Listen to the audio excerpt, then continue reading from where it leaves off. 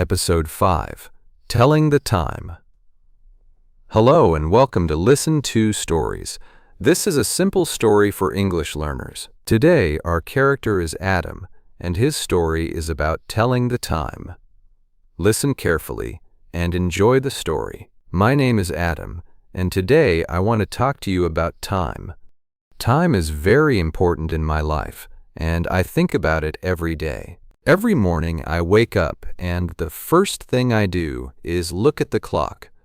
The clock on my wall says 7 o'clock and my day begins.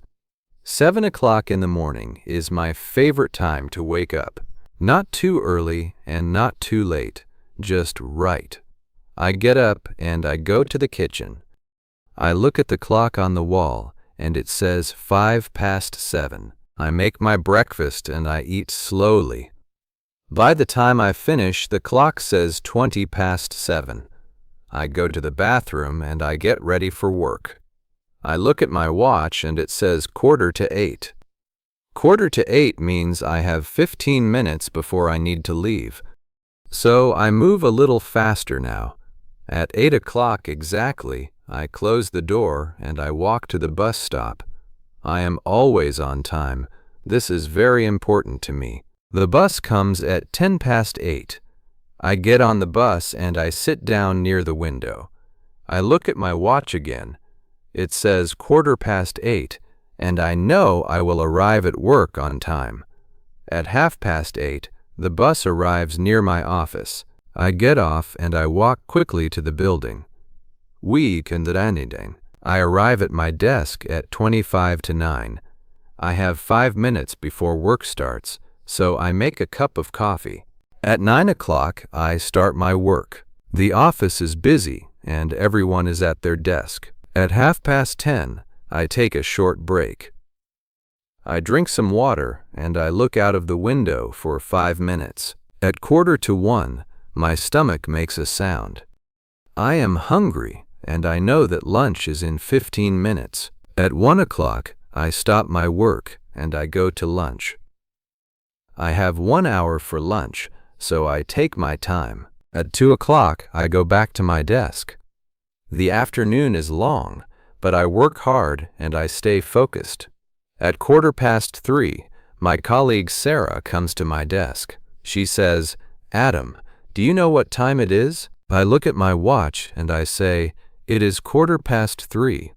She says, "Thank you," and she goes back to her desk. At 4:30, I look at the clock on the wall. Only 30 minutes left until I can go home. At 5 o'clock, I turn off my computer. I take my bag and I say goodbye to everyone. I look at my watch one more time as I walk out of the office. 5 o'clock exactly. I am always on time. On the bus home, I think about all the times of my day. 7 o'clock, 8 o'clock, 9 o'clock, 1 o'clock, 5 o'clock. Time moves fast when you are busy and happy.